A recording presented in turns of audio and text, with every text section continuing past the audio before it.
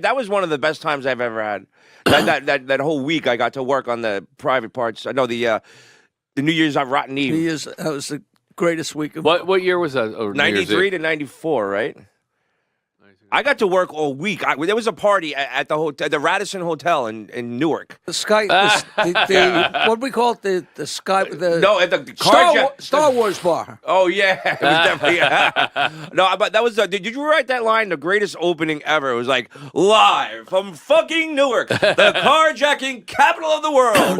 That was Fred Genius. Fred would look through a newspaper and find the most obscure stuff, and that wasn't that.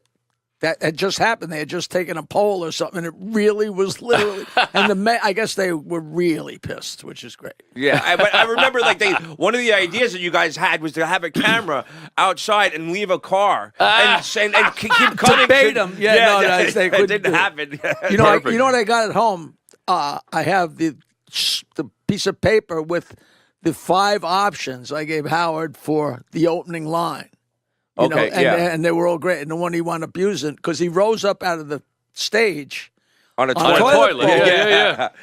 with a newspaper sitting on the bowl and said, and he turned to the crowd and said, "Hi, you just paid $49.95 to watch me take a shit." Yeah. Oh, was that your line? One of the other ones. There was 5 choices. One of the other ones was like, "Gary, come lick my asshole." Yeah.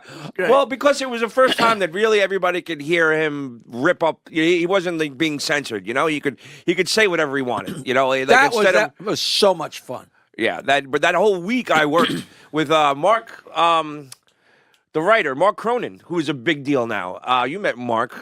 He started. We went out to visit him out in L.A. We went to his office and visited him. He got crazy. Oh yeah, rich. yeah. I remember now. Yeah. And he wrote Mark. What's his name? Cronin. No, but also the Star Wars guy was there. Oh, Mark Hamill. Yeah, that was the first time that's why I'm wearing my Darth Maul T-shirt today, because as a huge Star Wars fan, as most of you know, this is the premiere of The Rise of Skywalker this week. And when is it coming out? It's coming out this week, but I guess by the time everybody's watching this, you'll already know what happened. So Mark Hamill... somebody dies, and then next year they're going to go back to life. No, that's when I started, Mark had come on the show, and I got to meet his wife, Mary Lou, and his daughter Chelsea, and Griffin, and that was a bigger shock Nathan. was a bigger shock than the movie finding out he had a wife. Very beautiful wife. She was in Playboy. You know that, right? Yeah. She was 1970. That's another shock. How did he come across that? Well, I probably read very well. Or not. Yeah.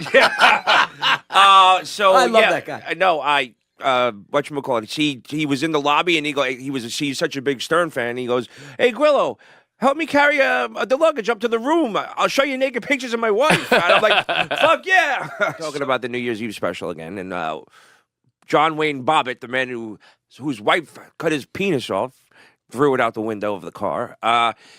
He was on there, and I can't believe she had the balls. Oh no, she left the balls. Oh, so they raised money for him and to get his another operation on his penis, so it worked. And they had a giant penis, and it was like basically people were donating all night, and the penis got more erect as the money came all the way up. And they had a wonderful girl that was there, topless, and we were just talking about. And then at the end, there was a rabbi with shears. Yeah, the moil.